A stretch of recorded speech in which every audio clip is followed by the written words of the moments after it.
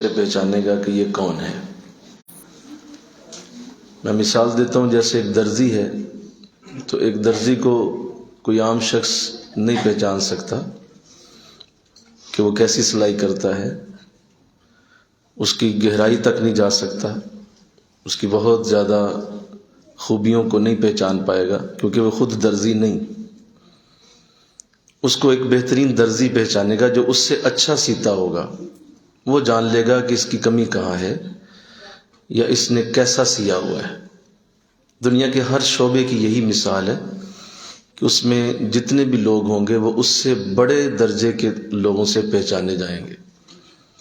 لہذا آقا دو جہاں صلی اللہ علیہ وسلم کی جب بھی کوئی شان کا بیان کرے یا حضور کی شان کو کوئی اپنے لفظوں میں ڈھالنے کی کوشش کرے تو وہ صرف کوشش ہی کر سکتا ہے، وہ آقا دو جہاں کی حقیقی شان کو نہیں جان سکتا، اس لیے کہ کم از کم ان کی شان کو جاننے کے لیے نبی ہونا ضروری ہے کہ ایک نبی ہو تو وہ اپنے ہم پلہ نبی کو جانے۔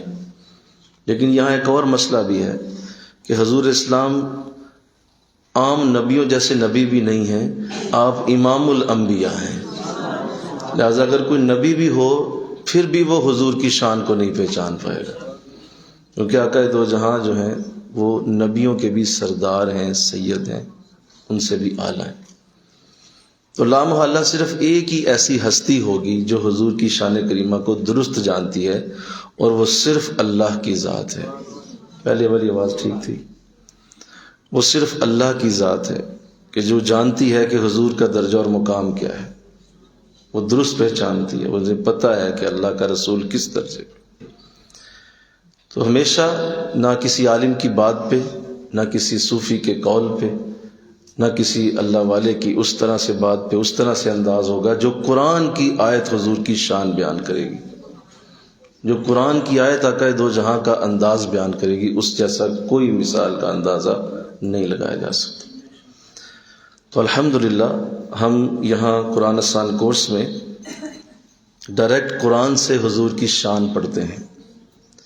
یہ ہماری خوش نصیبی بھی ہے، اس پہ ہم اللہ کا شکر ادا کرتے ہیں کہ ہم اپنے نبی کی محبت کے اس انداز کو پہچاننے کی کوشش کرتے ہیں۔ جو اللہ ان سے کرتا ہے، جو اللہ ان سے پیار کرتا ہے، وہ کیا ہے، وہ کتنی خوبصورت ادا ہے۔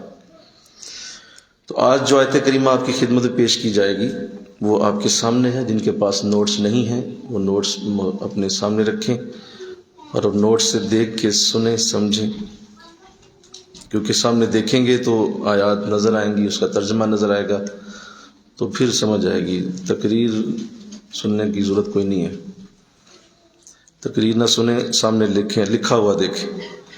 ارشاد فرمایا بسم اللہ الرحمن الرحیم، لقد کان لکم فی رسول اللہ اسوۃ حسنہ، بے شک تمہارے لیے رسول اللہ کی زندگی بہترین نمونہ ہے۔ تمہارے لیے رسول اللہ کی زندگی بہت بہتر ہے، اسوۃ حسنہ، تمہارے لیے رسول اللہ کی زندگی میں نمونہ رکھا گیا، بڑا حسین نمونہ ہے۔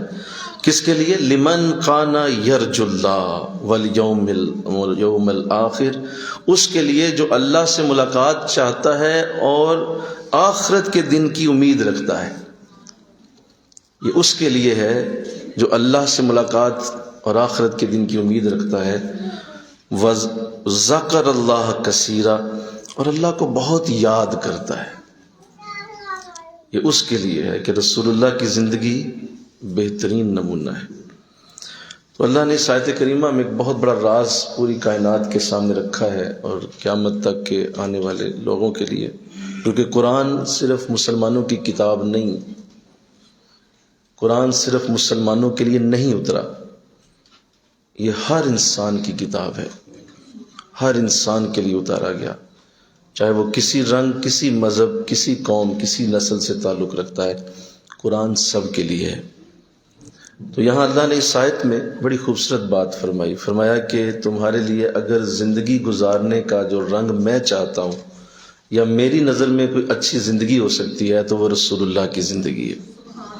یہ ایسے ہی ہے جیسے آپ اپنا سوٹ سلوانے کے لیے اپنا ایک نمونہ اپنے سینے والے کو دے دیتے ہیں اور اسے کہتے ہیں کہ یہ میرا سوٹ مجھے بہترین پورا ہے، اس کے بازو مجھے بڑے پسند ہیں، اس کا ڈیل ڈول مجھے اچھا لگتا ہے، اس کی سلائی مجھے اچھی لگتی ہے، لہٰذا یہ تمہارے پاس ایک نمونہ چھوڑ رہا ہوں اور یہ جو نئے سوٹ تمہیں دے رہا ہوں اس کے مطابق سینا۔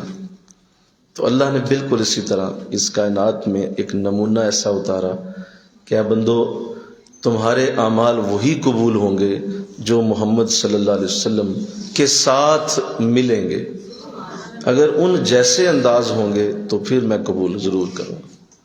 جس طرح وہ سوٹ آپ قبول نہیں کرتے جس کا بازو لمبا ہو جائے یا جس کا تیرا چھوٹا ہو جائے یا جس کی لمبائی چھوٹی ہو جائے، آپ درزی سے اسے نہیں لیتے، آپ کہتے ہیں یہ میرے نمونے کے مطابق نہیں، جو میں نے تمہیں دیا تھا وہ یہ تھا اور تم نے اپنی مرضی سے کوئی اور سی دیا ہے تو میں اسے نہیں لوں گا، تم نے میرا کپڑا بھی ضائع کیا ہے اور میرا وقت اور پیسہ بھی ضائع کیا ہے۔ تو بالکل ایسے ہی اللہ نے ہم سب کی ہدایت کے لیے حضور کی زندگی کو سب سے بہترین زندگی قرار دیا ہے، اور اس قدر اعلیٰ زندگی کہ اللہ نے خود قرآن میں اس کا جب ذکر کیا تو پھر یہ بھی فرمایا وَإِنَّكَ لَعَلَىٰ خُلُقٍ عَظِيمٍ، اے نبی آپ اخلاق کے سب سے عظیم درجے کے اوپر فائز، اخلاق کا سب سے اعلیٰ درجہ آپ کے پاس۔ تو یہ آیت اپنی جگہ ایک حضور اسلام کی محبت کی نعت ہے، ایک آقا دو جہاں کی محبت کا گلدستہ ہے، حضور کی محبت کا گلستان ہے کہ ہم سب زندگیاں گزار رہے ہیں، کوئی بچپن میں ہے، ابھی کوئی جوانی کے دنوں میں ہے، کوئی ابھی جو ہے جوانی سے نکل کر بڑھاپے میں جا رہا ہے، کوئی ادھیڑ عمر میں جا چکا ہے اور کوئی بوڑھا ہو چکا ہے اور کوئی بہت بوڑھا ہے۔ ہر عمر کے لوگوں کے لیے اس آیت میں اللہ نے ہدایت رکھی ہے کہ اگر تم نے اپنی زندگی کا کوئی بھی گوشہ دیکھنا ہے تو میرے رسول میں تمہیں نمونہ ضرور نظر آ جائے گا، تمہیں کسی طور پریشان ہونے کی ضرورت نہیں، تمہیں کسی طور بھی اپنے لیے پریشانی کا اظہار کرنے کی قطعاً حاجت نہیں، میں کس وقت کیا کروں، اس وقت میری عمر کا یہ دور چل رہا ہے، میں کیا کروں۔ اٹھو اٹھو حضور کی سیرت دیکھو، آقا دو جہاں کی سیرت کا مطالعہ کرو، پڑھو، ان کی زندگی کو دیکھو۔ یاد رکھیے کہ حضور علیہ السلام کی زندگی آپ کی زندگی کے 3 دور ہیں۔ کتنے دور ہیں؟ سارے بولو۔ 3 دور ہیں آپ کی زندگی کے، جو لکھ نہیں نہ رہے ان کو منع کر دو کل سے نا کلاس میں، جو لکھ نہیں رہے سوائے جو لکھ نہیں سکتے۔ تو 3 دور ہیں حضور کی زندگی کے۔ کتنے دور ہیں بولیے؟ 3 دور ہیں۔ پہلا دور حضور کا ہے جو آپ کی پہلے 40 سال کی زندگی ہے، جو پیدائش سے 40 سالہ زندگی ہے، وہ پہلا دور۔ اس دور میں حضور نے اپنے کردار سے تبلیغ فرمائی، اب اپنے کردار سے لوگوں کو تبلیغ کرتے رہے، کیونکہ قرآن تو اترا نہیں تھا، کوئی نماز کا حکم نہیں آیا تھا، کوئی روزے کا حکم نہیں تھا، کوئی حج کا حکم نہیں تھا، کوئی نیکی کا حکم اترا ہی نہیں تھا، تو لہذا حضور اپنے کردار سے لوگوں کو نیکی کی تعلیم دیتے رہے۔ میرا نبی مبلغ اس وقت بھی تھا، تبلیغ آپ اس دور میں بھی کر رہے تھے، لیکن اس کے لیے کوئی لفظ نہیں تھے، آپ کی اپنی پرسنالٹی ہی تبلیغ تھی، اپنی شخصیت ہی تبلیغ کا رنگ تھی۔ دوسرا آپ کا جو دور آیا وہ 40 برس کی زندگی سے لے کر 63 برس رہا، جو کہ 23 سال کی زندگی ہے، جس میں قرآن پاک اترا، قرآن کے حروف اترے، قرآن کی آیات آئیں، اور اسی کے مطابق حضور پھر عمل کرتے رہے، اسی کے مطابق آقا نے اپنی زندگی کو اسی طرح صحابہ کے سامنے رکھا جس طرح قرآن کہتا رہا۔ اس لیے حضرت اما عائشہ رضی اللہ تعالیٰ عنہ سے کسی نے پوچھا تھا کہ بتائیے کہ حضور کیسے تھے، فرمایا جیسا قرآن ہے ویسے ہی حضور ہے، کوئی فرق نہیں۔ اس لیے کہ 40 سے لے کر 63 سال تک 23 برس کی زندگی میں آپ نے قرآن کو ہی اپنی زندگی بنایا، جیسے قرآن کہتا ویسے حضور کرتے۔ اس کے بعد جو حضور کی سیرت کا تیسرا دور ہے وہ آپ کی وصال سے شروع ہوتا ہے اور انشاءاللہ قیامت تک جائے گا، جو کہ حضور کی امت کے مبلغین کر رہے ہیں، حضور کی امت کے علماء کر رہے ہیں، حضور کی امت کے علماء جو آپ کی سیرت کو پھیلا رہے ہیں، جو آپ کی سیرت کو دنیا کے گوشے گوشے تک پہنچایا جا رہا ہے یہ حضور کی ہی سیرت کا دور ہے، یہ حضور کی ہی زندگی کا ایک دور ہے جو ہمارے سامنے ہے۔ لہٰذا ایک ایسی اعلیٰ سیرت جسے اللہ نے کبھی بھی کسی طور بھی اس کائنات سے ہٹانا نہیں، ہر وقت حضور کی سیرت کا رنگ دنیا کے سامنے رہے گا۔ لہٰذا اللہ نے بے مثل سیرت بنائی اور ایسا اعلیٰ آپ کی زندگی کو مرتبہ اور مقام دیا گیا کہ جس طرح قرآن کی آیات کو محفوظ کیا گیا۔ جب اللہ اتنی خوبصورت آیت اتار رہا ہے کہ تمہارے لیے رسول اللہ کی زندگی بہترین ہے، تو پھر یقیناً یہ سوال پیدا ہوتا ہے کہ سننے والا یہ سوال کرے اس آیت کو کہ کہاں ہے وہ زندگی، مجھے دکھائی جائے، کہاں پہ ہے؟ میں اسے پڑھنا چاہتا ہوں، میں اسے سننا چاہتا ہوں، کیونکہ مجھے رب کہہ رہا ہے کہ بہترین رسول اللہ کی ہی زندگی ہے، تو وہ اعلیٰ لائف کدھر ہے؟ تو یہ ہو نہیں سکتا تھا کہ اللہ اس بہترین زندگی کو محفوظ نہ کرتا، اس کو اعلیٰ زندگی کو پریزرو نہ کیا جاتا، اس کو بڑے اعلیٰ پیمانے پہ لا کہ اسے محفوظ کر کے رکھا نہ جاتا، یہ ممکن نہیں تھا۔ قیامت تک کے آنے والے لوگ سوال کر سکتے تھے کہ جہاں اللہ کہہ رہا ہے کہ میرے رسول کی زندگی بہتر ہے، کہاں ہے؟ تو جس طرح قرآن کی حفاظت کی گئی، ایسے ہی سیرت رسول کی بھی حفاظت کی گئی، بالکل اسی طرح جس طرح قرآن کا زیر زبر پیش جزم نہیں ہلائی جا سکتی، اسی طرح حضور کی سیرت کو بھی ممکن نہیں ہے کہ کوئی ہلا دے یا واقعات کو توڑ مڑوڑ کے پیش کرے، یا حضور کی سیرت کو کسی طرح سے بھی کسی بھی انداز میں لوگوں کے سامنے غلط پیش کر دے کہ نہیں ایسا واقعہ ہوا تھا، ایسا ممکن نہیں ہے، اللہ نہیں ہونے دے گا، اور نہ آج تک ہوا۔ اس لیے کہ جس نے قرآن کی حفاظت کا ذمہ اٹھایا وہ صاحب قرآن کی بھی حفاظت کرتا ہے۔ جس نے قرآن کی حفاظت کے لیے کہا اِنَّا نَحْنُ نَزَّلْنَا الذِّكْرَ وَإِنَّ لَهُ لَحَافِظُونَ، بے شک ہم نے ہی قرآن نازل کیا ہے اور ہم خود اس کی حفاظت کرنے والے۔ تو جب خود حفاظت قرآن کی اگر خدا کرتا ہے تو مجھے بتائیے ذرا، جس سینے میں وہ قرآن اترا ہے، یہ کیسے ہو سکتا ہے کہ ایک الماری کے اندر جو کتاب پڑی ہے، ایک الماری کی ایک سیف کے اندر، ایک دراز کے اندر، لاک کے اندر ایک کتاب رکھی گئی ہے، اور اسے آپ کہتے ہیں کہ یہ بڑی قیمتی ہے، میں نے اس کی ضرور حفاظت کرنی ہے، اس کتاب کی میں ضرور حفاظت کروں گا، ہاں الماری کی نہیں کروں گا، دراز کی حفاظت کی ذمہ داری میں نہیں لیتا، تو کیا یہ ہو سکتا ہے؟ بولو سارے جی بھئی، آپ دراز کی حفاظت، الماری کی حفاظت کا نہیں ذمہ لیتے اور آپ کہتے ہیں میں کتاب کی حفاظت کروں گا، تو یہ کیسے ہو سکتا ہے؟ How can it be possible? یہ ہو ہی نہیں سکتا۔ اس کا مطلب پہلے الماری حفاظت میں آئے گی، پھر دراز حفاظت میں آئے گا، پھر لاک حفاظت میں آئے گا، اور اس کے بعد کتاب حفاظت میں جائے گی۔ ترتیب ہوگی نا بھائی۔ بھئی اگر ایک الماری ہی اٹھا کے آپ پھینک دیتے ہیں تو دراز بھی گیا ساتھ ہی، بولو، دراز کے اندر کتاب بھی گئی۔ تو اللہ فرما رہا ہے میں نے اسے نازل کیا ہے، میں خود اس کتاب کی حفاظت کروں گا، اس کتاب کو کوئی چھیڑے گا نہیں۔ تو یہ جہاں نازل ہوئی ہے اس کی حفاظت کیسے ہوتی ہوگی؟ سینہ مصطفیٰ کی حفاظت کیسے ہوتی ہوگی؟ سیرت مصطفیٰ کی حفاظت کیسے ہوتی ہے؟ لہذا تسلی رکھیں، حضور کی سیرت احسن انداز میں اسی طرح جگمگ کر رہی ہے جیسے حضور نظروں کے سامنے ہیں، جس طرح آقا سامنے موجود ہیں، اور آپ دیکھ کے حضور کو کہتے ہیں کہ یہ کیا، وہ کیا، اس طرح انداز کیا، یہ سارا کچھ حضور کی سیرت میں لکھا ہوا ہے۔ اور کمال یہ ہے حضور کی سیرت کا، کیونکہ یہ ظاہر سیرت کی آیت ہے تو میں سیرت کے اوپر ہی چند باتیں کروں گا، مجھے آپ کی توجہ چاہیے۔ کمال یہ ہے کہ جب انسان سیرت پہ آتا ہے اور حضور کی سیرت کھلتی ہے اس کی آنکھوں کے آگے، تو اتنا وسیع سمندر ہے، یہ اتنا وسیع سمندر ہے کہ حضور کی سیرت کا ایک ایک پہلو اٹھائیں تو اس پہ پوری پوری PhD بھی کی جائے تو اس کا حق ادا نہیں ہو سکتا۔ اتنا وسیع سمندر ہے حضور کی سیرت، کھلتے چلے جائیں گے آپ پہ اسرار و رموز، اور آپ کہیں گے کہ یہ میں کس سمندر کے اندر غوطہ زن ہو گیا ہوں، یہ تو ختم ہونے کا نام ہی نہیں لے رہا۔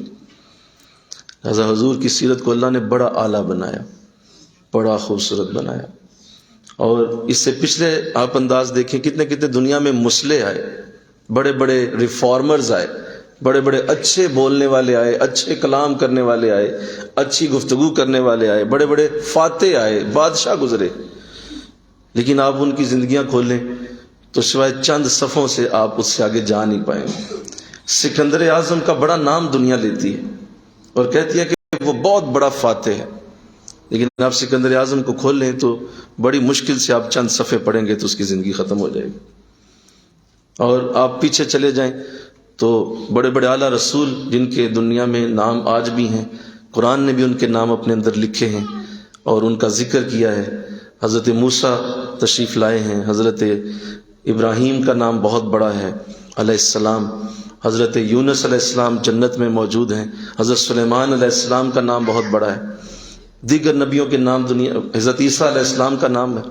تو یہ بڑے بڑے نام ہیں، لیکن آپ ان کی چاہیں کہ میں بھی ان کی سیرت پڑھوں اور ان کی سیرت کو جانوں، یہ کون لوگ تھے؟ نبی تو ہی تھے، لیکن ان کی زندگیاں تو کھولو، سوائے چند واقعات کے کچھ نہیں ملے گا، کچھ نہیں آپ پا سکیں گے چند واقعات کے علاوہ، کچھ نہیں حاصل ہوگا۔ بلکہ آپ بالکل پچھلے نبی حضرت عیسیٰ علیہ السلام کی ہسٹری کھولیں تو عیسیٰ علیہ السلام کے جو بڑی ڈیٹیل میں واقعات آتے ہیں وہ زیادہ سے زیادہ 20 صفوں پہ مشتمل ہے، اور اس سے زیادہ آپ کی ڈیٹیل لائف کا کوئی کسی بھی جگہ سراغ نہیں ملتا کہ آپ نے کیا کیا، کہاں کہاں گئے، کیا کیا آپ کی زندگی کے انداز رہے، کس کس جگہ آپ کی تبلیغ رہی، کیا کیا آپ نے فتوحات کی، کس طرح کا زندگی کا انداز رہا، صرف 20 صفحے، اس سے زیادہ نہیں۔ اور میرے نبی کی راتوں کا ذکر بھی لکھا ہوا ہے، دنوں کا ذکر بھی لکھا ہوا ہے، شاموں کا ذکر بھی لکھا ہوا ہے، دوپہروں کا ذکر بھی لکھا ہوا ہے، تہجد کا ذکر بھی لکھا ہوا ہے۔ چھپے ہوئے وہ دن جہاں حضور کے پاس کوئی نہ تھا، وہ بھی اللہ نے باہر نکال دیا اور اسے لکھوایا، اور صحابہ نے حضور کی سیرت کو مدون کیا۔ لہذا یہ آپ کی سیرت کا وہ پہلو ہے جو کسی طور بھی نظر انداز نہیں کیا جا سکتا کہ حضور کی زندگی کو محفوظ کر دیا گیا۔ اللہ، اور پھر اصل میں یاد رکھیے کہ اوصاف وہی ہوتے ہیں جس پہ دشمن بھی اقرار کرے۔ کیا ہوتے ہیں جی؟ آپ کے جو دشمن ہیں وہ بھی کہیں نہیں یار اس جیسا کوئی نہیں ہو سکتا۔ بہترین اگر کسی شخص کی خوبی آپ دیکھنا چاہتے ہیں دوستوں سے نہ پوچھیں، دوستوں تعریف کریں گے، بولو دوستوں محبت ہی کریں گے، دوستوں پیار ہی کریں گے، دوستوں اچھی بات ہی کریں گے۔ مزہ تب ہے جب دشمن بھی تعریف کرے اور کہے نہیں آپ جیسا کوئی نہیں ہو سکتا۔ تو دنیا میں بڑے بڑے رائٹرز، بڑے بڑے مصنف آئے، بڑے بڑے اعلیٰ لکھنے والے آئے، انہوں نے حضور کی جو تعریفیں کی بے شمار ہیں، میں چند ایک آپ کے سامنے رکھتا ہوں۔ لیمیٹائن ایک بہت بڑا جو ہے وہ ریسرچ کرنے والا گزرا ہے، اور اس نے اپنی کتاب میں ایک جملہ حضور کے لیے لکھا تھا جو باقی اس کی چیزوں کو پیچھے کر گیا، اور اس کی اس جملے کو لوگ بہت زیادہ یاد کرنے لگے۔ اس نے کہا تھا کہ اگر تم نے دیکھنا ہے کہ مقاصد کی عظمت، وسائل کی کمی اور نتائج کا حیرت انگیز ہونا، تین چیزیں۔ نمبر ایک، مقاصد کی عظمت، کسی شخص کی مقاصد بڑے عظمت والے ہیں، وسائل کی کمی لیکن اس کے پاس وسائل کم ہیں، مقاصد تو بہت بڑے ہیں لیکن وسیلے زیادہ نہیں ہیں، وسائل کے کمی کا شکار ہے، اس کے باوجود حیرت انگیز نتائج دیے ہیں، تو تمہیں محمد سے بڑھ کے دنیا میں کوئی نظر نہیں آئے گا۔ یہ جملہ اس کا امر کر گیا اسے۔ مقاصد کی عظمت، وسائل کی کمی، حیرت انگیز نتائج میں اگر تم کسی کو دیکھو تو صرف محمد نظر آتے ہیں صلی اللہ علیہ وسلم، جو ان تینوں کے باوجود اپنی زندگی میں کامیاب ترین شخص ہو کے نظر آئے۔ اللہ، پھر یاد رکھیے کہ مائیکل ہارٹ کو کون بھول سکتا ہے، دی 100 لکھنے والا، جس نے 100 عظیم لوگوں پہ کتاب لکھی، اور دنیا نے اس کی کتاب کو پڑھا، اس نے پھر گریڈنگ کی ان 100 عظیم لوگوں کو۔ پہلے تو اس نے نکالا پوری ہسٹری سے، آدم علیہ السلام سے وہ شروع ہوا، اور اپنے دور تک اس نے جتنے دنیا میں عظیم لوگ آئے ان 100 لوگوں کا ڈیٹا کھنگال کے لکھی کتاب۔ پھر اس کی جب گریڈنگ کی تو سب سے پہلا نمبر اس نے محمد کو دیا صلی اللہ علیہ وسلم۔ اور عیسائی ہو کے اس نے یہ کہا تھا کہ میں مجبور ہوں، میرے لیے اس سے بڑی خوبی، اس سے بڑی خوبصورتی کسی اور شخص میں مجھے نظر ہی نہیں آئی۔ حالانکہ میں خود عیسائی ہوں، عیسیٰ کا ماننے والا ہوں، لیکن محمد سے بڑھ کر کوئی ریفارمر نہیں ہے۔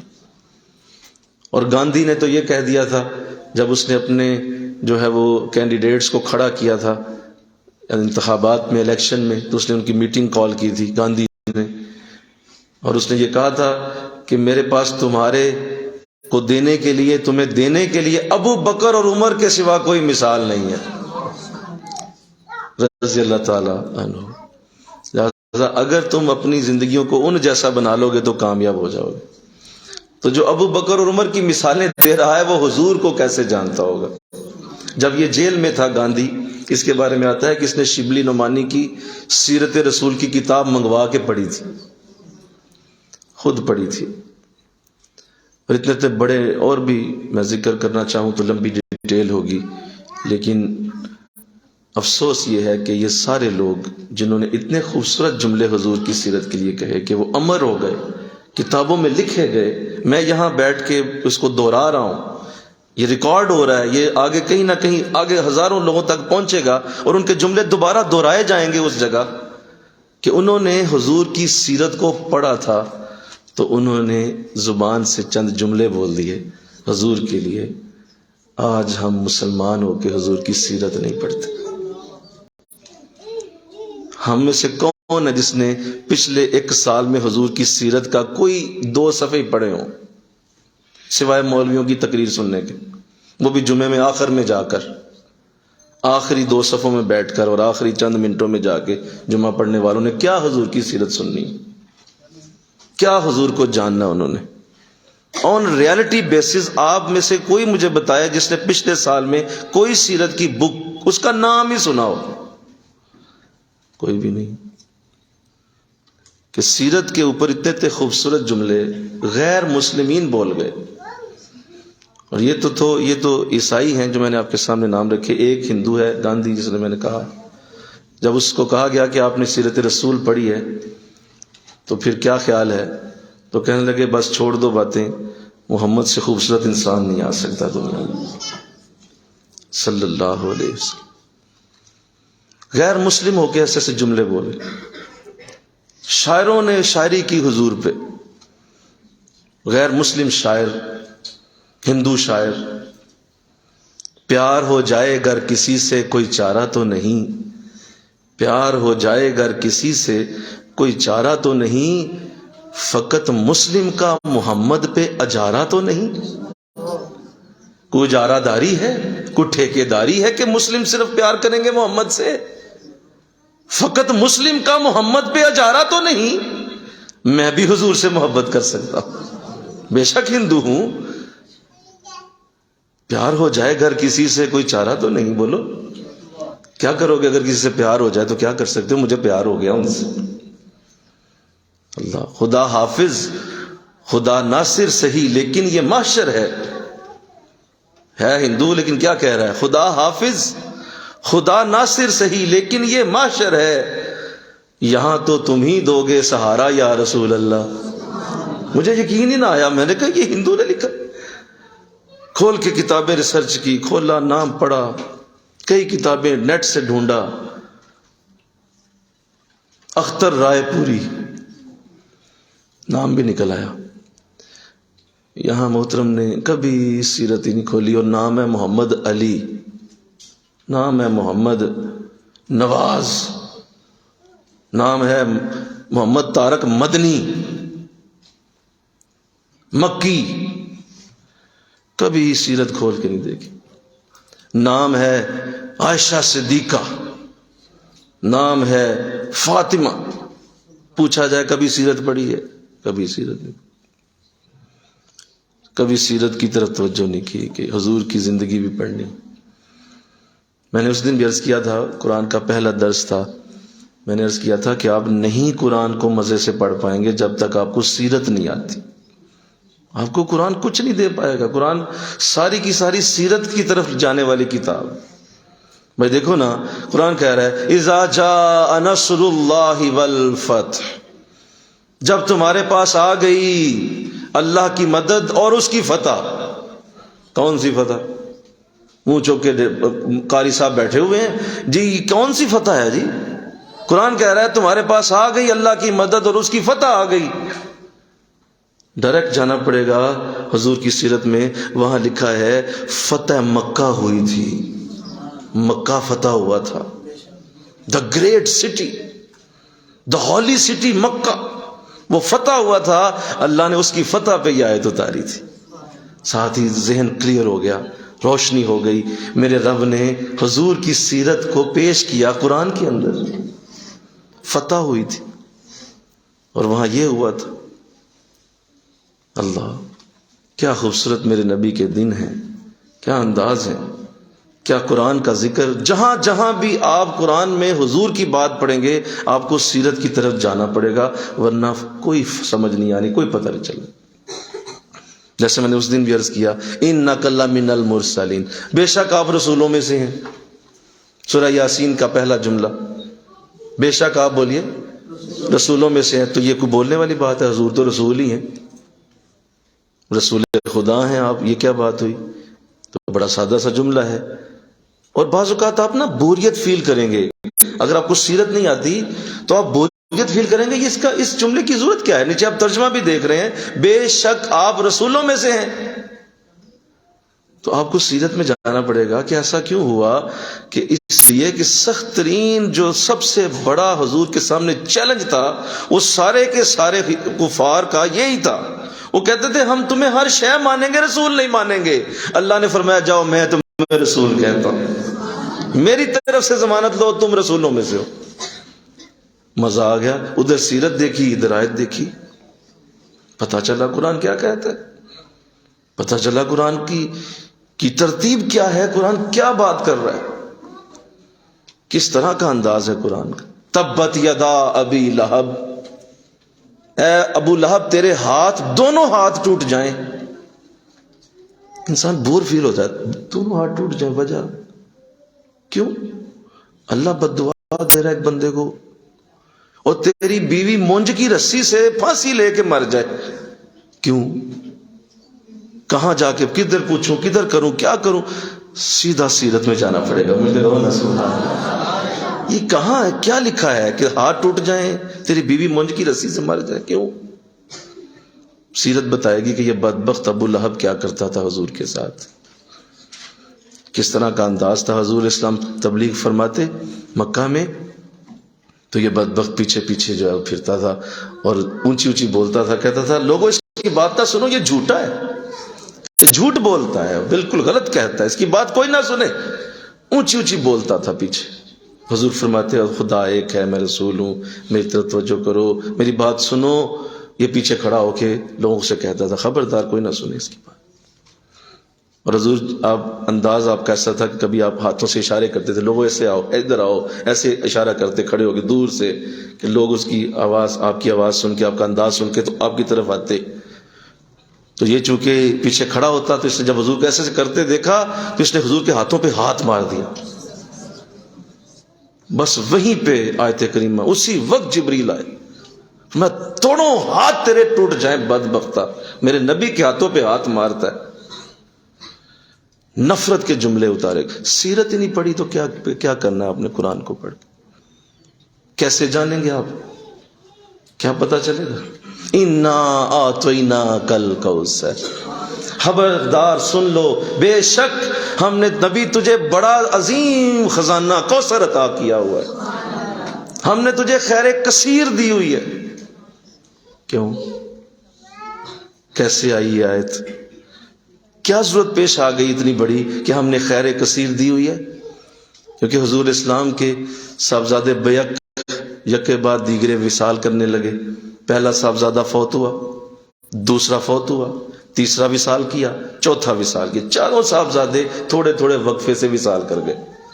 اور رسول اسلام کے لیے کفار ظالم بدبخت یہ جملہ کہنے لگے، لو جی محمد کی نسل کٹ گئی، استغفر، نسل ختم ہو گئی. جس کے بیٹے ہی فوت ہو گئے ہوں اس کی کیا نسل چلنی ہے آگے؟ بس تسلی رکھو، ایک دوسرے کو تسلیاں دینے لگے، او بس محمد کی زندگی تک صلی اللہ علیہ وسلم، بس زندگی تک، یہ جو ہی وصال خود کر گئے ختم، دین بھی گیا۔ بھائی جس کا بچہ ہی کوئی نہیں، جس کا بیٹا ہی کوئی نہیں، اس کی نسل کٹ گئی، ککھ نہیں رہا اس کے پاس، یہ اللہ معاف فرمائے اس کے اندر اب شے کوئی نہیں رہ گئی، ختم ہو گیا کام۔ یہ جملے بولے جانے لگے کفار کی میٹنگز میں، کفار کی بیٹھکوں میں، یہ بات ہونے لگی کہ محمد محروم ہو گئے۔ استغفر اللہ کی بارگاہ سے آیت اتری، اور تو کہہ رہے محروم ہو گیا، میں نے ساری کثیر حضور کو یہ عطا کر دی، میں نے کوثر دے دیا آپ کو، میری طرف دیکھو میں کیا دے رہا ہوں۔ تو میرے نبی سے یہ کہتا ہے، اور سن، اگر تو کہتا ہے کہ میرا نبی نام و نشان اس کا مٹ جائے گا، میرے نبی کے دشمن کا نام و نشان مٹے گا۔ فَصَلِّ لِرَبِّكَ وَانْحَرْ إِنَّ شَانِئَكَ هُوَ الْأَبْتَرُ، تیرے دشمن کا نام و نشان مٹا دیں گے ہم۔ کیوں آیا تھا یہ؟ نہیں سمجھ آ رہی بات؟ بولو یار، سارے بولیے نا، سمجھ آ رہی؟ سیرت ہی نہیں پڑھتے، سیرت کی طرف دھیان ہی کوئی نہیں، کبھی غور نہیں کیا، سوچا نہیں مکی زندگی کیا تھی، مدنی زندگی کیا تھی، آپ کے وصال کے وقت کیا انداز تھے، 40 سال سے پہلے کیا تھا، روٹی پانی لے دے گئی لوگوں کو، بس اسی میں مر گئے سارے، اور وہ بھی پوری نہیں ہوئی، آخر میں جاتے ہوئے بھوکا ہی مر گیا، وہ بھی پوری کوئی نہیں ہوتی، اور آخر میں جاتے ہوئے کہا یار نہیں مزہ نہیں آیا زندگی کا، تو تجھے پتا بھی تھا کہ یہ کبھی پورا نہیں ہونا، جو اصل مقصد ہے اس کی طرف تو کیوں نہیں چلا؟ تو یہ حضور کی شان کریمہ، اللہ نے آپ کو ایسا اعلیٰ رسول بنایا، آپ برائیوں کے جنگل میں بھیجے گئے، اور میں سیرت کو آپ کے سامنے ایک الگ انداز سے رکھنے لگا ہوں، وقت تھوڑا ہے میرے پاس، لیکن میں چاہتا ہوں کہ ایک پورا ایک اوور ویو حضور کی سیرت کا ہمارے سامنے آئے انشاءاللہ۔ کہہ پیدائش وہاں ہوتی ہے جو برائیوں کا جنگل ہے، کوئی ایسا گناہ نہیں جو یہ لوگ نہیں کرتے تھے۔ آپ گناہوں کی لسٹ اٹھائیں، شاید گناہوں کی لسٹ ہی ختم ہو جائے، لیکن عرب سارے گناہ کرتے تھے، اور حضور وہاں پیدا ہوئے۔ اللہ نے اپنے نبی کو پہلے سے بڑے پوتر معاشرے میں نہیں بھیجا، حضور کو وہاں بھیجا گیا جہاں کوئی جو ہے وہ جیسے کہتے ہیں نا پیدا ہونا ہی پسند نہیں کرتا، کہ اتنا عجیب معاشرہ تھا، لیکن حضور اسلام وہاں پیدا ہوئے۔ اکیلا ہی چلا تھا جانب منزل، لوگ آتے گئے کارواں بنتا گیا۔ حضور اکیلے اٹھے، کسی کا خوف نہ تھا، کسی کا ڈر نہ تھا، آپ نے اکیلے ہی وہ انقلاب برپا کیا کہ 23 برس میں اس کائنات میں ایسی مثال رقم کر دی کہ جو قیامت تک اپنا اثر کبھی ضائع نہیں ہونے دے گی۔ اتنا اثر ہے آپ کی تعلیمات کا، ان 23 برس کی محنت اتنی بڑی ہے، اس میں اتنی برکت ہے۔ دیکھیں آپ کا نبی ہونا، رسول ہونا، اور آپ کے ساتھ معجزات کا ہونا، میں اسے نہیں چھیڑ رہا، آپ اس کو ذرا الگ رکھیں، معجزات کو اور حضور کی نبی ہونے کی جو حیثیت ہے اسے علیحدہ رکھیں، آپ وہ اور چیز ہے، لیکن ایز اے ہیومن آپ اسی طرح تھے جس طرح میں اور آپ ہیومن ہیں، اور ہمارے بھی ایسے انداز ہیں۔ ہاں حضور کو اللہ نے کچھ خوبیاں علیحدہ کر کے اس لیے دیں کیونکہ آپ محبوب خدا بھی ہیں، آپ حضور اللہ کی بارگاہ کے مقربین ہیں، ہم اعلیٰ سے اعلیٰ ہیں، لہذا اللہ نے آپ کو کچھ خوبیاں علیحدہ کر دی، باقی حضور اسی طرح ہیومینٹی رکھتے تھے، صبر اور حوصلے میں بے مثال، صبر اور تحمل میں بے مثال۔ اللہ، میں آپ کے سامنے چند باتیں رکھتا ہوں۔ ایک تو حضور کی سیرت کا انداز یہ ہے کہ آپ کی سیرت محفوظ ہے، جیسے میں نے ابھی عرض کیا کہ اللہ نے کوئی بھی آپ کی سیرت کے واقعے کو کسی تاریخ کے اندر قیامت تک ایسا نہیں ہو پائے گا کہ حضور کی سیرت کو توڑا مروڑا جائے، ایسا ممکن نہیں۔ دوسرا، آپ کی سیرت کے اندر یہ خوبی ہے کہ تمام مذاہب کے لیے قابل عمل ہے، کسی بھی مذہب کا کوئی شخص آپ کی سیرت پہ عمل کر سکتا ہے، اور وہ حضور کے اس اسوہ حسنہ کو اپنا سکتا ہے، اور وہ کہہ سکتا ہے کہ جیسے محمد ایسا کرتے تھے میں بھی کروں صلی اللہ علیہ وسلم، کوئی حرج نہیں، تمام مذاہب کے لیے قابل عمل ہے۔ پھر آپ کی سیرت صرف باتوں پہ مشتمل نہیں ہے، بلکہ آپ کی سیرت ایک عملی نمونے کے طور پہ سامنے رکھی گئی، جو کہا اسے کیا، جو بات کہی اسے پورا کیا، اس کو مکمل کیا، اس کو پوری طرح سے نافذ کر کے دکھایا، عملی نمونہ۔ پھر آپ کی سیرت جو ہے وہ اس طرح کی نہیں ہے. سنیے بڑی خاص بات آپ سے کرنے لگا ہوں. آپ کی سیرت ایسی نہیں ہے کہ آپ ایک گدی نشین تھے اور آپ گدی پہ بیٹھے ہوئے ہیں, تخت پہ بیٹھے ہوئے ہیں, حکم کرتے تھے, آپ آرڈر کرتے تھے فلاں کرو فلاں کرو. نہیں, ایسی سیرت نہیں ہے آپ کی, اس طرح کا انداز نہیں ہے. آپ کی سیرت متحرک سیرت ہے. خود اٹھ کے کام کرنا, خود اٹھ کے محنت کرنا, یہ آپ کی سیرت کا خوبی کا اعلیٰ رنگ ہے. سیرت کی خوبی میں بہت بڑی خوبی ہے کہ آپ متحرک سیرت کے مالک ہیں. یہ نہیں کہ آپ بیٹھ کے صحابہ کو حکم ہی دیتے رہتے تھے, بلکہ جب غزوہ خندق ہو رہا تھا تو خندق کھودی جا رہی ہے تو میرا رسول اپنی کدال کے ساتھ کھدائی کر رہا ہے. لوگ دیکھ رہے ہیں, صحابہ دیکھ رہے ہیں, کدال سے کھدائی کرتے ہیں, اپنی ٹوکری میں خود مٹی ڈالتے ہیں اور مٹی ڈال کے اس کے سر پہ, اس کو سر پہ اٹھا کے تو جہاں پھینکنا ہوتا ہے وہاں خود پھینکنے جاتے ہیں. راستے میں صحابہ کہتے ہیں کہ حضور ہمیں موقع دے دیں, آپ نے ٹھیک ہے ڈال دی ہے اس ٹوکری میں, ٹوکری تو ہمیں دے دیں مٹی کی, ہم وہاں اٹھا پھینک دیتے. کہا نہیں, یہ میری ڈیوٹی ہے, مجھے میری ڈیوٹی پوری کرنی. ایسی اعلیٰ سیرت. کوئی پیر صاحب کی طرح جو ہے گدی نشین, ایک تو لفظ گدی نشین سے جتنی نفرت ہے نا, اللہ معاف فرمائے, سارے تو نہیں ہوتے ایسے, لیکن یہ لفظ ہونا ہی نہیں چاہیے. گدی نشین کا تصور ہی کوئی نہیں اسلام میں. کس نے کہہ دیا گدی نشین؟ میرا نبی کس گدی پہ کبھی بیٹھا ہے؟ حضور اٹھ کے خود جا کے کام کیا کرتے تھے. متحرک زندگی ہے, متحرک سیرت ہے آپ کی. اللہ, پھر کیا انداز ہے میرے نبی کا کہ آپ نے جو سب سے بڑی آپ کی خوبی رہی, مختصر ترین مدت ملی ہے آپ کو. جتنے نبی دنیا میں آئے سب سے کم ترین وقت تبلیغ کا, عملی تبلیغ کا, جو ایک انسٹرکشن کے ساتھ آپ نے کی, وہ سب سے کم وقت آپ کو ملا ہے, مختصر ترین. اگر آپ 40 برس سے ہی شروع ہوں, اس سے پہلے تو خیر آپ کا ایک الگ انداز رہا. 40 برس سے 23 برس جو 63 سال تک گزرے ہیں, ان میں راتوں کو نکال دیں آپ, کیونکہ حضور راتوں کو تبلیغ نہیں فرماتے تھے. مختصر ترین مدت ملی, تو 23 برس کو آدھا کر دیں, 11.5 سال بنے. بولو, 11.5 سالوں میں بھی بس دن کا وقت لے لیں آپ, اس کو بھی کم کر دیں. جو بڑی تحقیق کی گئی ہے یہ تقریباً 9 سال بنتے ہیں. 9 سالوں میں اتنا بڑا انقلاب. اس عظیم لیڈر کی کیا خوبی تھی. 9 برس. ہمارے بچوں کو 9 برس میں ہوش نہیں آتی, بلکہ جوانیوں میں 9 برس تو بچے لوگوں کے عشق مشوقی میں گزر جاتے ہیں اور کم کچھ بھی نہیں ہوتا, اور بڑھاپے میں لوگ شکوے کرتے ہوئے 9 برس گزار دیتے ہیں. میرے نبی نے 9 برس میں قیامت تک کے لیے انقلاب برپا کر دیا. مختصر ترین وقت ملا. پھر اس کے بعد اللہ نے جو آپ کو کلام دیا وہ محفوظ ہے. آپ کو جو کلام دیا گیا ہے وہ بھی آپ کی سیرت کا ہی ایک رنگ ہے. اور میں یہاں قرآن پاک کو اگر سیرت کی کتاب کہوں تو مجھے منع نہ کریں پلیز, مہربانی کریں. یہ سیرت کی ہی کتاب ہے, یہ ساری کتاب سیرت کی ہی کتاب ہے. اگر ضیاء النبی سیرت کی کتاب ہے, اگر علامہ شبلی نعمانی کی سیرت النبی ہے, اگر سید سلمان ندوی کی سیرت النبی ہے, بڑے بڑے شعراء, بڑے بڑے اعلیٰ مفکرین نے سیرت لکھی ہے, سیرت ابن ہشام ہے, بڑے بڑے خوبصورت افکار والوں نے سیرت لکھی ہے, ایک سیرت میرے خدا نے بھی لکھی ہے, وہ قرآن ہے. قرآن حضور کی سیرت کی بک ہے.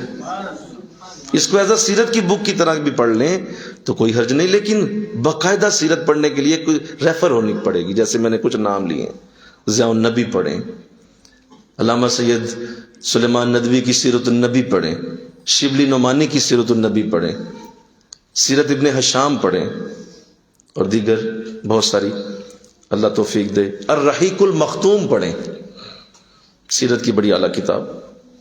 پھر حضور کی سیرت کو اللہ نے ایک ایسا معجزہ دیا ہوا ہے جو بڑا ہی اعلیٰ ہے, جو آپ کی سیرت میں بڑا جگمگاتا ہے. کلام اللہ تو اپنی جگہ, کلام پاک کا تو کوئی مقابلہ نہیں. حضور کی سیرت میں ایک ایسا ہیرا ہے جس ہیرے کی چمک اتنی زیادہ ہے کہ فوراً اندر چمکتا ہوا نظر آئے گا. یعنی جو ہی آپ خزانہ کھولیں گے نا تو سب سے بڑا ہیرا وہی نظر آئے گا, اور وہ ہے معراج شریف. جس کے آپ نبی ہیں, آپ اس سے مل کے بھی آئے ہوئے ہیں. یہ نہیں کہ دور دور سے باتیں ہی کی ہوئی ہیں, جی اللہ ہے اللہ ہے اللہ ہے, صحابہ مان لو میری کہ اللہ ہے. دور سے باتیں نہیں کی, جا کے ملا ہے. جا کے مل کے آئے ہیں، بغل گیر ہوئے ہیں، ہزاروں سال کی ملاقات ہے۔ حضرت معراج شریف آپ کی سیرت کے اندر ایک چمکتا ہوا نگینہ ہے۔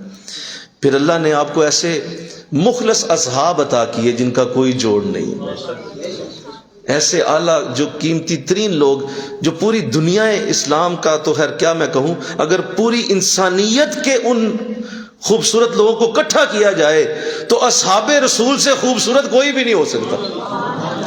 جو حضور کے اصحاب بنے، جو حضور کے ساتھ چلے، جنہوں نے حضور کے ساتھ قدم سے قدم ملا کے چلا، اصحاب رسول یہ بھی آپ کو دیے گئے، اور آپ کی سیرت کے اعلیٰ ترین نمونوں میں سے آپ کے اصحاب ہیں۔ جیسے میں نے ابھی کہا، گاندھی نے کہا تھا ابو بکر اور عمر کے سوا کوئی مثال نہیں دے سکتی۔ ابو بکر اور عمر کی مثال دیتا ہوں کہ وہ حضور کے صحابہ میں سے۔ اللہ، پھر اللہ نے آپ کو خاتم النبیین سیرت عطا کی، ایک ایسے نبی کی سیرت جس کے بعد کوئی نبی نہیں ہے، یعنی اب دی اینڈ ہو گیا، اس کے بعد سیرت مزید نکھر نہیں سکے گی، اس کے بعد سیرت مزید خوبصورت نہیں ہو سکے گی، اس کے بعد کسی بھی شخص کی سیرت کو اور گہرائی نہیں دی جا سکے گی۔ آپ کی سیرت خاتم النبیین کی سیرت، ختم ہو گئی، اس کے بعد دی اینڈ۔ انسانیت کی شخصیت کے اخلاق کی معراج پہ آپ فائز ہیں، لہذا خاتم النبیین سیرت ہے۔ پھر اللہ نے آپ کو ایسے ایسے اعلیٰ اوصاف سے مزین کیا، جو اس طرح کہنا چاہیے کہ اللہ نے سارے نبیوں کو علیحدہ علیحدہ دیے، لیکن جب حضور کی باری آئی تو سب کو اکٹھا کر کے حضور کو دے دیا، سارے اوصاف اکٹھے کیے، حضور کی سیرت کے اندر ڈال دیے۔ اور یاد رکھیے، سیرت کے اندر یا کسی بھی انسان کی سیرت کو جب دیکھنا ہو تو میں آپ کے سامنے ایک پیمانہ رکھنے لگا ہوں۔ کوئی بھی شخص ہو دنیا میں، آپ چاہتے ہیں کہ اس کی سیرت کو گریڈنگ کریں، اس کے اوصاف کی گریڈنگ کریں، تو سب سے پہلے سب سے اوپر جس کا وصف ہونا دیکھنا پڑے گا اس شخص کے اندر، وہ ہے صبر۔ صبر کو کہا گیا ہے کہ یہ دین کا بھی سر ہے۔ کیا ہے؟ یہ دین کا سر ہے، ہیڈ۔ اس کے بغیر دین بے سر ہے۔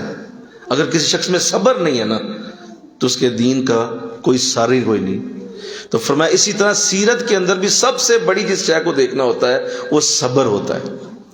حضور کا صبر و تحمل کون نہیں جانتا کہ میرے نبی نے کتنے صبر کے امتحانات کو پاس کیا ہوا ہے۔ وہ وقت یاد کریں جب آپ پہ پتھر برسائے گئے، اور وہ وقت یاد کریں جب جبریل آئے، اور وہ وقت یاد کریں جب آپ سے کہا گیا کہ میں دونوں پہاڑوں کو اٹھا کے ان کے سر پہ مارنا چاہتا ہوں، لیکن حضور کے صبر نے ایسا نہیں ہونے دیا۔ فرمایا خبردار نہیں، میں صبر کرتا ہوں، گو مجھے تکلیف دی گئی لیکن صبر میں ہی کروں گا، قطعاً ان کو کوئی ان کو ہاتھ نہ لگائے، کسی کو میں اجازت نہیں دیتا۔ اس قدر صبر ہے۔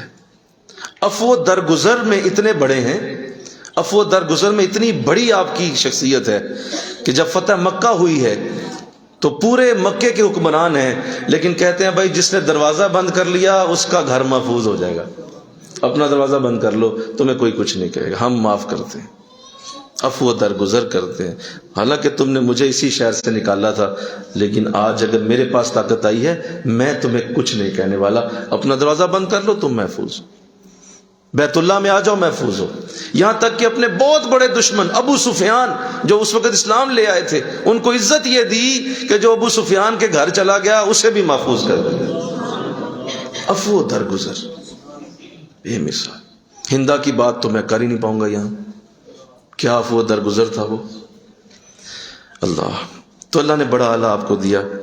پھر آپ نے ہمیشہ وعدے کی پابندی کی ہے۔ وعدہ ایسا آپ کا اللہ تھا کہ جس بات کو منہ سے بول دیتے تھے اس پہ پورا پہرا دیتے تھے، اور آپ کی سیرت میں یہ بڑا نمایاں رنگ تھا۔ صحابہ اس بات سے ڈرتے تھے کہ اگر حضور کی زبان سے کچھ نکل گیا نا، حضور نے وہ کر کے پورا کرنا ہے، چھوڑنا نہیں کسی، اس قدر حفاظ عہد والے تھے۔ آپ اس کا اندازہ اس بات سے کریں، غزوہ بدر ہونے لگا تو اس سے پہلے، غزوہ بدر سے پہلے کچھ صحابہ جو ہیں وہ دشمن کے قبضے میں آ گئے، مدینہ سے باہر تھے، اور انہیں اغوا کر کے لے جایا گیا۔ حضور اسلام کو پتہ چلا، آپ نے پیچھے بندے بھجوائے اور گفت و شنید کی کہ بھئی ہمارے بندے ہیں، آپ نے اسے کیوں اغوا کیا، کیا معاملہ بنا ہے؟ تو خیر بات جب آگے چلی تو انہوں نے کہا ٹھیک ہے ہم رہا کر دیں گے، لیکن اس شرط پہ رہا کریں گے کہ آپ ہم سے وعدہ کریں کہ یہ بندے کسی جنگ میں شامل نہیں ہوں گے۔ تو کہا جی ٹھیک ہے آپ ہمارے بندوں کو چھوڑ دیں، ابھی ہمیں بندوں کی ضرورت ہے۔ پھر چھوڑ دیا گیا ان صحابہ کو، حضور کے پاس وہ آ گئے۔ جب غزوہ بدر ہونے لگا تو جب وہ 313 لوگ تیار ہو کے جب نکل رہے تھے تو وہ صحابہ بھی حضور کی خدمت میں فرمایا حضور ہمیں بھی موقع دیا جائے۔ تو حضور نے ارشاد فرمایا کہ نہیں، میں وعدہ کر چکا ہوں۔ حالانکہ اس وقت ایک ایک بندہ پوری فوج تھا۔ بولو میں نے کیا کہا؟ ایک ایک بندہ، وہ 313 تو تھے سارے، ہے کتنے تھے؟ ایک ایک بندہ پوری آرمی تھا۔ لیکن حضور نے فرمایا میں وعدہ کر چکا ہوں تمہیں کسی جنگ میں شامل نہیں کروں گا۔ بدر کے میدان میں آپ نے ان صحابہ کو نہیں جانے دیا۔ یہ ہے آپ کا ایفائے عہد، وعدے کی پابندی، وعدے کے اوپر اتنے مضبوط۔ میرے کہو نا سبحان اللہ۔ پھر آپ نمائش کی زندگی سے اتنے بیگانے ہیں، نمائشی چیزوں سے اتنے دور ہیں کہ حضرت عمر رضی اللہ تعالیٰ عنہ تشریف لائے تو آپ مونج کی ایک چارپائی پہ لیٹے ہوئے ہیں، اوپر سے تابند شریف ہے صرف پہنا ہوا، اوپر کی قمیض نہیں ہے، گرمی شدید ہے تو آپ نے قمیض مبارک اتاری ہوئی تھی تو لیٹے ہوئے ہیں۔ حضرت عمر آئے تو اٹھ کے بیٹھ گئے تو پیچھے نشان پڑے ہوئے تھے، بان کے نشان تھے جس میں اقدس پہ۔ حضرت عمر نے دیکھا تو روئے، آنکھوں سے آنسو بہہ گئے، رونے لگے۔ دیکھا، کہا حضور آپ اس حالت میں کہ ایران اور جو ہے روم کے بادشاہ اتنی موج اور اتنے مزوں میں زندگی گزاریں اور آپ اللہ کے محبوب ہو کے یہ حالت ہے کہ بان کے نشان آپ کے جسم پہ ہیں۔ کوئی نمود نمائش حضور کی زندگی میں نہیں تھی، نمائشی چیزوں سے آپ بہت دور تھے۔ فرمایا عمر رہنے دو، وہ دنیا کی زندگی کی عیش کریں، ہم آخرت کی عیش کریں گے۔ دنیا کی زندگی کی عیش وہ کر لیں، کوئی نہیں، عمر ہم آخرت کی عیش کریں۔ تو اس طرح ایک نمائشی چیزوں سے بہت دور تھے آپ۔ اب بتائیں، میں اس لیے یہ باتیں کر رہا ہوں، یہ نہیں کہ میں کوئی کہانیاں سنا کے تو آپ سے کوئی مطلب داد لے رہا ہوں، یہ نہیں مطلب ہے۔ مطلب یہ ہے کہ آپ ان چیزوں کو جب پڑھتے ہیں تو آپ کے ذہن کے کسی گوشے میں یہ ضرور جاتی ہے یار میں بھی ایسا بنوں۔ بولو جاتی ہے کہ نہیں جاتی؟ یار مجھے بھی ایسا ہونا چاہیے، یار میرے بچوں میں یہ چیز ہونی چاہیے، میرے مریدوں میں یہ چیز کاش پیدا ہو جائے، میری بچی میں، میرے بیٹے میں یہ چیز ہو۔ خواہش تو ہوتی ہے نا، جب یہ آپ آئیڈیل چیز دیکھتے ہیں، آئیڈیل چیز پڑھتے ہیں تو کچھ تو ذہن میں آتا ہے کتنا اچھا یار رنگ ہے، کاش مجھے بھی ملے۔ اور جس رسول کے ہم امتی ہیں، ہمارے لیے تو یہ چیزیں بذات خود اتنا آسان ہے اڈاپٹ کرنا، کیونکہ ان کا ڈائریکٹ معاملہ ہمارے ساتھ ہی تو متعلق ہے۔ وہ اور نبی کس کے ہیں؟ وہ میرے اور آپ ہی کے تو نبی ہیں، ہماری طرف تو ڈائریکٹ معاملہ ہے ان کا۔ آپ دیکھیں، میں آپ کو توجہ دلاتا ہوں، جاپان میں آپ چلے جائیں، کوئی جھوٹ نہیں بولتا، کوئی بددیانتی نہیں کرتا، کوئی لائن نہیں توڑتا، کوئی کسی کا حق نہیں مارتا، کوئی رشوت نہیں لیتا۔ آپ کو پتا ہے کیوں؟ کبھی اس کا جواب سنا ہے آپ نے کہ وہ کیوں ایسا نہیں کرتے؟ جی وہ اس لیے ایسا نہیں کرتے، اگر وہ جھوٹ بولیں گے تو وہ کہتے ہیں جاپان کی چیزیں بکیں گی نہیں، کیونکہ ہمارے اوپر جھوٹ آ جائے گا، جاپان کی چیزیں کوئی لے گا نہیں۔ وہ بددیانتی اسی لیے نہیں کرتے کہ انہیں پتہ ہے کہ جاپان کی تجارت دیانت پہ چلتی ہے، یہاں جتنا ہماری چیزیں لوگ خریدتے ہیں انہیں پتہ ہے یہ آنیسٹ لوگ ہیں، وہ اس لیے یہ کر رہے ہیں۔ وہ رشوت اس لیے نہیں لیتے، انہیں پتہ ہے کہ اگر رشوت لی تو دنیا میں ہمارا یہ امیج جائے گا کہ یہ کرپشن کرنے والے ہیں، لہذا لوگ باہر سے آنا بند کر دیں گے، مال پیسہ جاپان میں آنا بند ہو جائے گا کیونکہ کرپشن ہو رہی ہے یہاں۔ وہ صرف اس لیے یہ کرتے ہیں، اور ہم اگر کریں گے تو ہم اپنے نبی کے پیچھے چل کے کریں گے۔ وہ اس لیے کامیاب ہو رہے ہیں، انہیں اپنی مارکیٹ کی فکر ہے، انہیں اپنی فیکٹریوں کی فکر ہے، انہیں پتہ ہے کہ سچا مال ہی بکتا ہے، انہیں پتہ ہے کہ یہاں وہی چیز بکے گی جس کے پیچھے آنیسٹی ہوگی۔ اور ہم خوش ہو رہے ہیں کہ دیکھیں جاپان میں بڑے اچھے لوگ ہیں، بڑے اچھے لوگ پتہ کیوں ہیں؟ وہ اس لیے ہیں، انہیں یہ کوئی پتہ نہیں کہ اللہ کا فرمان ہے، یہ رسول کا فرمان ہے۔ ہم جب یہ کریں گے تو اللہ بھی راضی ہوگا, رسول بھی راضی ہوگا, کاروبار بھی چمک اٹھے گا. ہمارے ساتھ معاملہ ڈفرینٹ ہے. ہم مثالیں دیتے پھرتے ہیں ان کی, فلاں ملک دیکھے کتنی ترقی کر گیا, فلاں کیوں. آپ غور سے بیٹھ کے تو دیکھیں, کون جانتا ہے کہ وہ حضور کے لیے یہ کر رہے ہیں؟ نہیں, وہ حضور کے لیے نہیں کر. میری اور آپ کی زندگی کا معاملہ اور ہے. ہمارے سامنے کامل نمونہ ہے, کامل نمونہ. وہ حسینوں میں حسین ایسے محبوب خدا ٹھہرے, نبیوں میں نبی ایسے امام الانبیاء ٹھہرے. اس قدر اعلیٰ نمونہ ہمارے سامنے, ہم تو اس کو دیکھ دیکھ کے زندہ ہیں, اس کو دیکھ دیکھ کے زندگی گزارتے ہیں. اور اگر کوئی صرف اس لیے, سنو میری بات, صرف اس لیے اپنی داڑھی کے اندر کنگھی پھیرتا ہے اور تیل لگاتا ہے کہ میرے نبی کا یہ انداز تھا, جتنے داڑھی شریف کے بال ہیں اللہ اتنی نیکیاں اس کے نام اعمال میں شامل کر. ایک ہندو جتنی مرضی داڑھی میں کنگھی پھیرے, اس کو کوئی ثواب نہیں. اور آپ نہاتے ہیں صرف اتنا سنت کا انداز رکھ کے کہ میرے نبی بھی نہایا کرتے تھے, اور میں غسل کر رہا ہوں, حضور کی سنت ادا کر رہا ہوں. جتنے پانی کے قطرے تمہارے جسم سے ٹکرائیں گے اتنا ثواب لکھا جائے گا. ہمارا معاملہ اور ہے, ہم سیرت والے ہیں. ہمیں اللہ نے کالا رسول دیا ہوا ہے جس کی زندگی کا ایک ایک لمحہ اتنا خوبصورت ہے کہ جو ہی اس جیسا کوئی بنتا ہے اللہ کی بارگاہ سے فوراً قبولیت کی سند آتی ہے, قبولیت کی سند آتی ہے. لہذا حضور کے اعمال سے علیحدہ ہو کے کوئی بھی عمل کیا جائے رد ہے. اس کی نیت کچھ بھی ہو, چاہے وہ کتنا ہی حسین ہو, کتنا ہی خوبصورت ہو, حضور کے اعمال سے اگر وہ میچ نہیں کر رہا تو وہ رد ہے, کینسل ہے, ڈیلیٹڈ ہے, اس کا کوئی وجود نہیں اللہ کے ہاں, کیونکہ وہ حضور کے ساتھ مل نہیں رہا.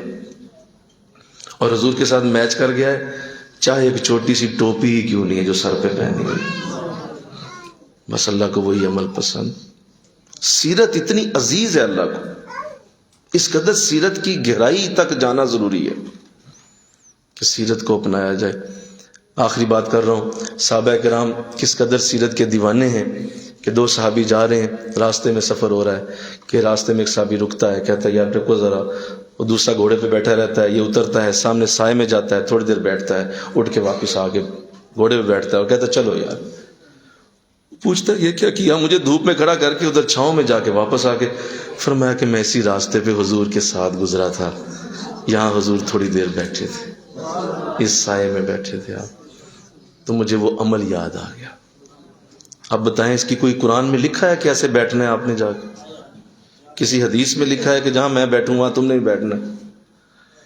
یہ محبت ہوتی ہے, یہ سیرت کے ساتھ گہرا تعلق ہے, سیرت کے ساتھ گہرا انداز ہے کہ وہ بھی وہاں جا کے بیٹھے جہاں حضور بیٹھے. بلکہ اس سے بھی آگے سنیں, دو صحابہ اسی طرح جا رہے ہیں, راستہ ہے, گلی سے گزر رہے ہیں, تو کھلی سی جگہ آئی, تو ایک صحابی جو ہیں جو ساتھ والے جو لیفٹ ہینڈ تھے وہ ذرا نیچے ہو گئے, نیچے کو ایسے جیسے لہر سی ہوتی ہے, جھک کے تو پھر سیدھے ہو گئے. تو دوسرا دیکھ کے حیران ہوا, کہا کیا ہوا اچانک نیچے ہو گئے, یہ کیا کیا ہے تم نے؟ کہا یاد آ گیا مجھے کہ میں اسی راستے سے حضور کے ساتھ گزر رہا تھا, تو یہاں کوئی درخت ہوتا تھا, اب تو نہیں کسی نے کاٹ دیا ہے, تو یہاں درخت تھا, تو اس کی شاخ یہاں رستے میں جھکی ہوئی تھی, تو حضور چونکہ لیفٹ چل رہے تھے تو وہ شاخ رستے میں آ گئی, تو حضور ایسے ہی جھک کے اس کے نیچے سے گزر گئے تھے. ایسی سیرت کی پڑھائی ضروری ہے کہ یہاں حضور کا عمل کیا تھا, یہاں حضور کیسے تھے, کس طرح کا انداز تھا. وہ کہا کہ ایسے میں کیا. کہا اچھا بات کمال ہوتی ہے, تمہیں یاد ہے؟ کہا بس میں نے کہا کہ حضور کی سنت ادا کر, میرے نبی کا یہ انداز, میرے نبی کی یہ خوبی اندازہ جو اس طرح بھی نہ چھوڑے. بتائیے وہ نماز کی سنتیں چھوڑے گا کبھی؟ وہ کیا نماز کی سنتوں کو ترک کرے گا؟ وہ حضور کے کیا اعلیٰ اخلاق جو بہت ہی بڑے بڑے اخلاق ہیں آپ کے, کیا اسے چھوڑے گا؟ اور جو چھوٹی سی بھی شے نہیں چھوڑ رہا, وہ جھکنے کے انداز کو نہیں چھوڑ رہا, وہ بڑے انداز کیسے چھوڑے؟ کبھی نہیں چھوڑے. اس لیے کہ اس نے سیرت کو پڑھا ہوا ہے, سیرت کو دیکھا ہوا ہے, سیرت کے سانچے میں ڈھلے ہوئے لوگ ہیں. یہاں ہر بندے نے اپنی 1.5 اینٹ کی مسجد علیحدہ بنائی ہوئی, ہر بندہ اپنا ہی دین لے کے پھر رہا ہے, موم کی ناک بنا کے پھرتا ہے, جس جگہ چاہتا ہے اس کو مروڑ لیتا ہے, کہتا ہے یہی دین ہے. دین وہی ہے جو محمدی ہے. مل کے کہو نا سبحان اللہ. محمد کے سوا دین کوئی نہیں. جو وہ لے کے آئے ہیں وہی دین ہے, وہی سیرت رسول ہے جو حضور کی زندگی پیش کی گئی دنیا کے آگے. لقد کان لکم فی رسول اللہ اسوۃ حسنہ, تمہارے لیے رسول اللہ کی زندگی بہترین. تو انشاءاللہ کہتے ہیں آپ, انشاءاللہ کہیں ذرا, پڑھیں گے سیرت کی کتاب, ضرور زندگی میں موقع لائیں اور پڑھیں سیرت کی کتاب, کھولیں سیرت, خود پڑھیں. جیسے میں نے اس دن بھی کہا تھا, قرآن خود پڑھیں, قرآن خود پڑھیں, قرآن خود پڑھیں. یہاں بھی یہی کہوں گا, سیرت خود پڑھیں, خود پڑھیں سیرت. بک لائیں, بک لائیں, بک کے اوپر سے دیکھیں, کتاب کے ورق تو لیں, کتاب سامنے رکھ کے اسے کھولیں. کتاب کتاب کتاب. اللہ چاہتا تو انسان کو پیدا کر دیا, دنیا میں بڑے بڑے نبی بھیج دیے, کیا ضرورت تھی؟ فرمایا نہیں, کتاب, کتاب کی ضرورت ہے, بک چاہیے, اس کے بغیر نہیں بھائی. مولا کیا سارا کچھ ہو نہیں گیا, نبی بھی آ گئے, رسول بھی آ گئے, محمد صلی اللہ علیہ وسلم بھی تشریف لے آئے, سب کچھ ختم ہو گیا؟ نہیں, بک دو, کتاب, اس کے اوپر سے پڑھو سارے. تو بک ریڈنگ, مطالعے کو کیجئے, حضور کی سیرت کو پڑھیے, اور پھر اس کی برکت دیکھیے. آپ کی زندگی میں انقلاب آئے گا انشاءاللہ, برکتیں آئیں گی. اور حضور کی اس شان کو آج آپ کے سامنے اس لیے رکھا کہ ہمیں اللہ تعالیٰ اس توفیق کو اگلے سال سے پہلے میں چاہتا ہوں کہ آپ جتنے بھی ایسے جو ہمارے ساتھ مستقل شامل رہتے ہیں وہ اس کی نیت کریں کہ وہ سیرت رسول کو مستقل پڑھیں گے. آپ انشاءاللہ اس کو پڑھیں تاکہ اگلے سال جب آپ قرآن کے کورس میں شامل ہوں تو اور ہی انداز اور ہی مزہ آئے. جو ہی میں کوئی بات کروں اور پہلے سے ہی سیرت کی بات سامنے کھل جائے کہ یہ تو سیرت میں بھی ہے, خود ہی اندر ہی جواب آ رہا ہو.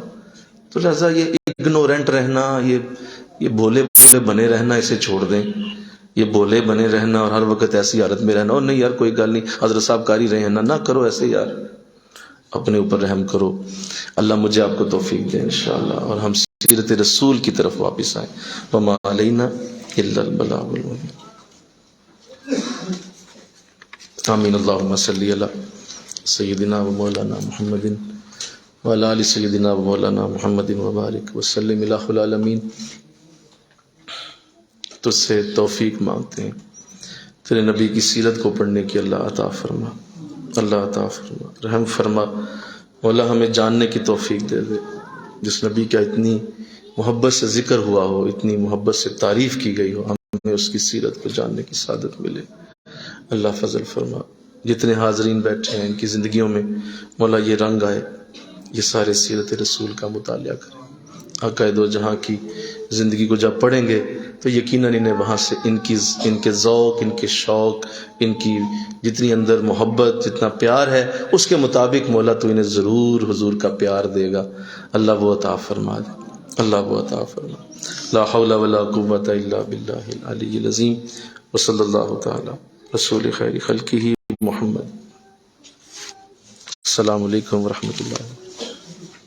اذان دیں.